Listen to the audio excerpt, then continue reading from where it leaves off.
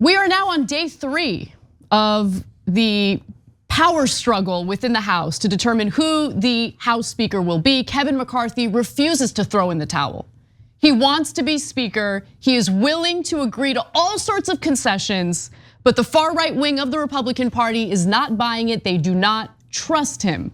So as we speak, the House is getting ready to head into their 10th vote on Kevin McCarthy. 10th vote. He's already lost 9 votes, but he just won't give up.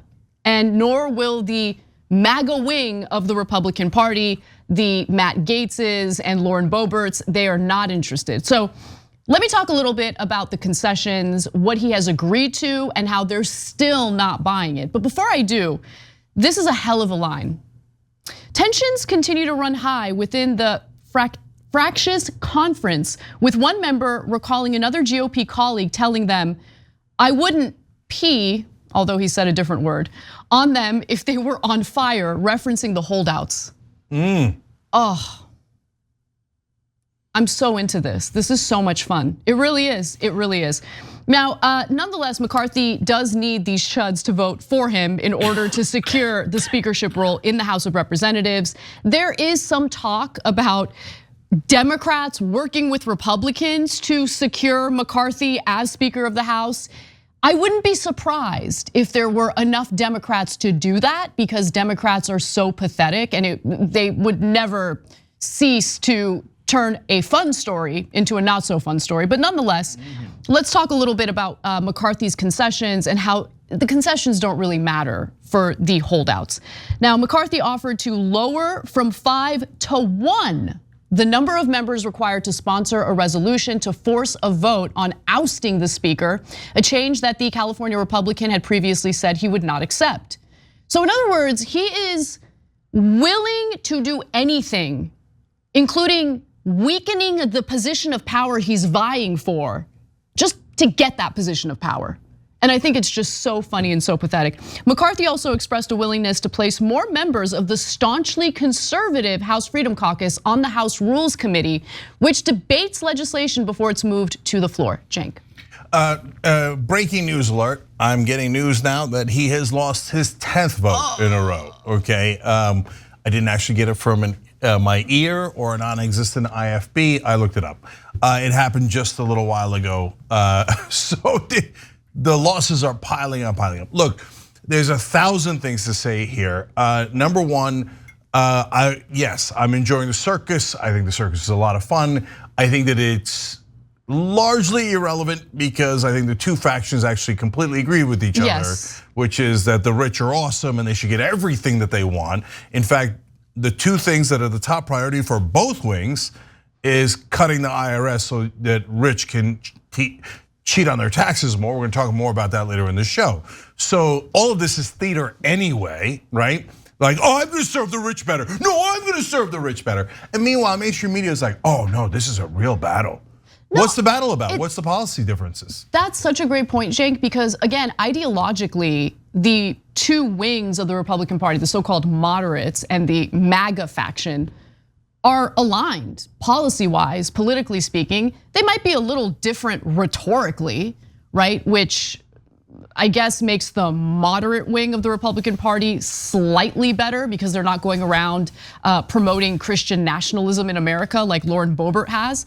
But what's really going on here is the holdouts just don't trust Kevin McCarthy, because Kevin McCarthy has been a weasel who has tried to play these two sides the entire time. And the two sides aren't stupid, right? Especially the holdouts. They're like, no, you keep trying to play us and we don't trust you. So he keeps trying to court them with all sorts of concessions. They claim they're looking for concessions, but at the end of the day, they don't care about the concessions. They don't. That's why he keeps agreeing to things they claim they want, and then they turn around and say, nope, under no circumstance, I'm not interested. Yeah, and so look, if there was a policy difference, what they should do right now is pick one policy and say, I want this, you give me this, you give me absolute confirmation that we're gonna pass this thing, not just propose it, but pass it, and then, okay, you could be Speaker. Because they don't have an alternative. There is no second person who agrees with the smaller faction. They can get another one who's just like McCarthy, Steve Scalise or someone else, that'll do literally 100% of what McCarthy would do, right? So in order for them to win anything, they have to have a policy demand and stick with it. Apparently they have a couple of policy demands that are around the edges, like to vote on term limits, to vote on right-wing border policy. Yeah, border policy, immigration issue, right? But they're not guaranteeing a win, and they could if they wanted because they have enough votes in the House. They're just saying, okay, we'll give you a vote on it.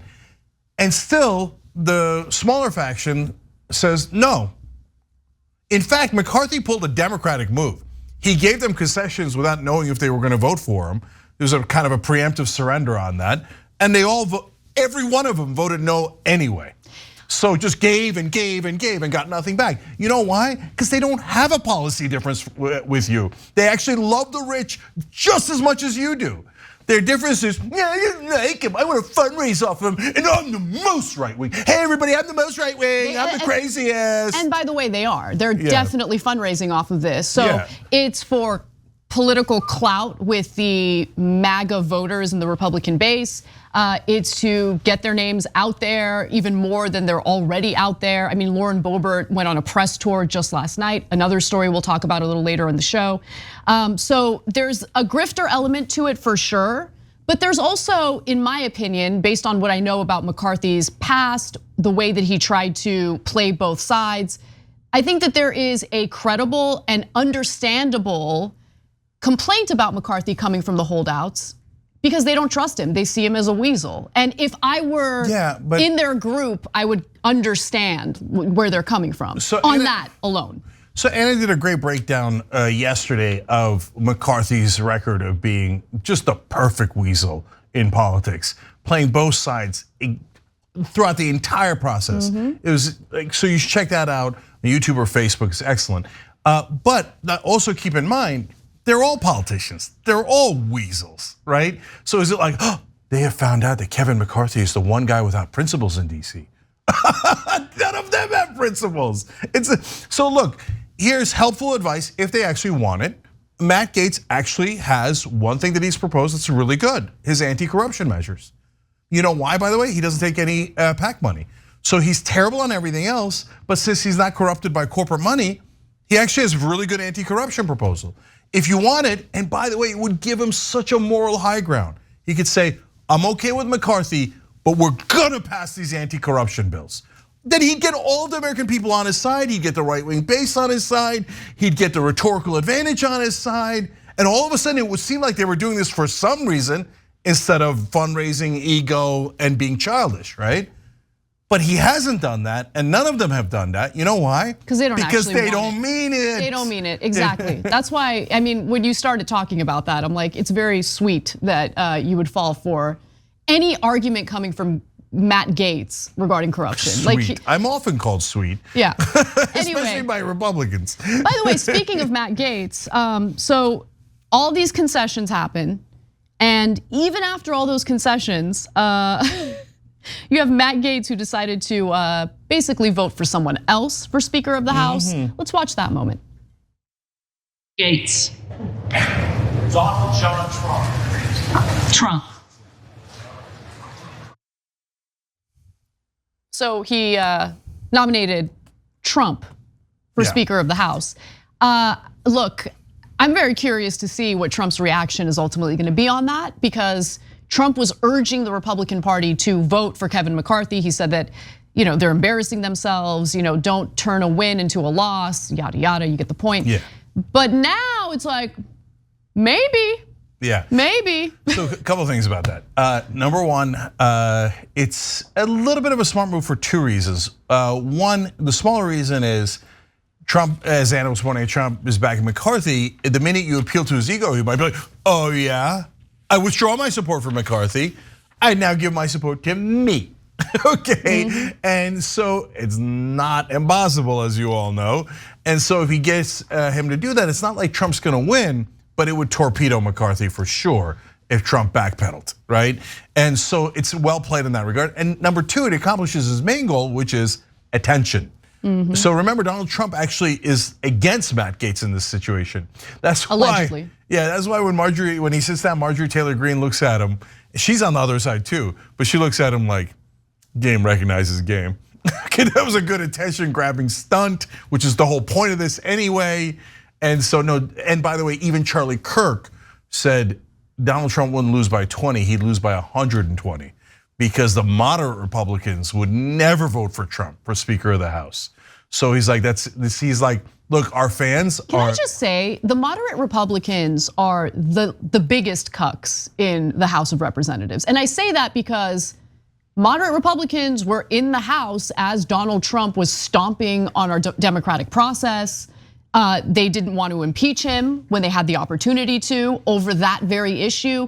I mean, they will immediately bow their heads toward Donald Trump as long as the Republican voters are willing to aggressively criticize them and go after them for refusing to vote for Trump. I don't know how that would play out. I think it's funny that Charlie Kirk has that take because he's been in the media one of the top ass kissers for Donald Trump.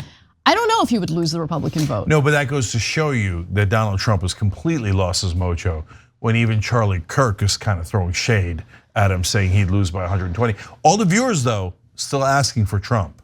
And that's who Kirk is responding to. So the base is not at all clear on where they need to be. That's what I wanted to say. I've been paying very close attention to what the conservative Twitter sphere, which at this point is like 90% of Twitter, was saying about this whole debacle. And they were furious at the notion that moderate Republicans might work with Democrats to get Kevin McCarthy elected as Speaker of the House. So there's still a lot of Trump love within the Republican base. We'll see how that plays out. But one thing that's clear to me is that this fight is not about concessions for the holdouts. In fact, you'll learn as much in this next clip. Let's take a look at this. The reality is there are some people who, in their estimation, there's no way they're going to be able to support Kevin McCarthy. And some of the people who may have been willing to get behind Kevin McCarthy at some point, maybe the week before or the day before. And for a few people, maybe even the morning of that first vote on January 3rd, kind of hardened up to say, no, there's no way they're going to support Kevin McCarthy. The tough part is I think the number that will never vote for Kevin McCarthy is more than 4. Well, then that means he's never going to make it to 218. He may never make it to 218. He may make it to a majority of the House. There are a couple procedural paths where he could pull that off. Which would mean going to plurality, which Mike McCall said yesterday was a nuclear option here. Well, plurality so far would elect Hakeem Jeffries. So that's a polite way of saying, well, let's just go with Hakeem Jeffries if you make that motion. So I don't think that would be a good idea for anyone to do that. So you just heard from Republican Representative Warren Davidson, who actually is a supporter of Kevin McCarthy. And the tone of that interview made it clear that he thinks maybe Kevin McCarthy should give up at this point because the concessions aren't working. You have enough Republican lawmakers who are unwilling to vote for Kevin McCarthy under any circumstance. And so he's essentially saying maybe it's time for him to throw in the towel. Yeah, well, so that now leads to the last option for Kevin McCarthy, because how many times are you gonna bang your head against the wall? And the nuclear option is working with Democrats to get Kevin McCarthy the speakership. And so that would then, that would infuriate the base, but against both sides. That's a burn down all their houses strategy, because then the base would be furious with McCarthy for doing any deal with Democrats, but also some portion of them would be furious with the Gates crowd for forcing them to do a deal with the Democrats.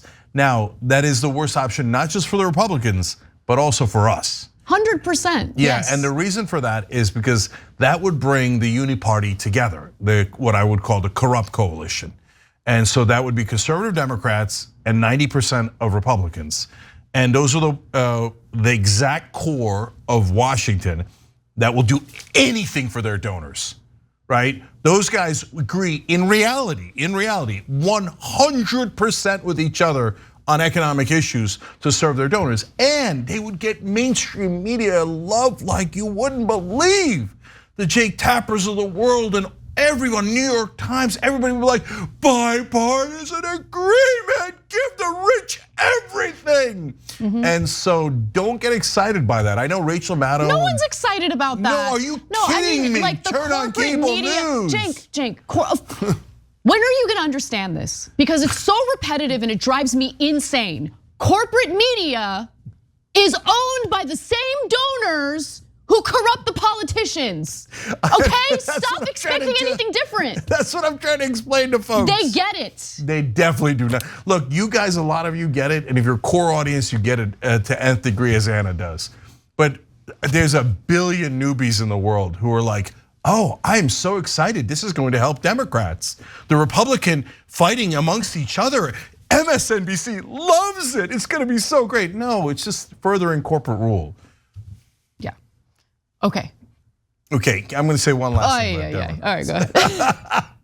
This is how we do the show. Okay, look, for all the progressives, when mainstream media tells you, writes in every article, Pelosi's so much better than McCarthy because she gets her progressives to bow their heads and get back in line and do everything she wants. Well, her weasel. That's not a compliment to progressives. No, it's not.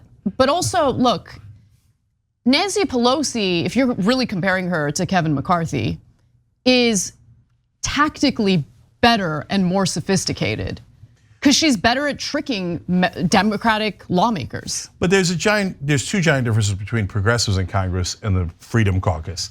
One is that progressives have actual policy differences from the conservative, moderate, corporate Democrats, right? Massive policy differences, Medicare for all or no universal health coverage. That's a giant difference, right? And there's 12 more just like that. But the second thing is not to our advantage. The progressives in Congress, honestly, are way weaker. And so they never stand up to the establishment Democrats, or almost never these days. And so these guys are rebels without a cause. We have a cause, but no rebels.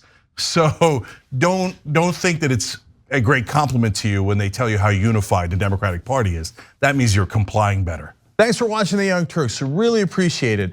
Another way to show support is through YouTube memberships. You'll get to interact with us more. There's live chat emojis, badges.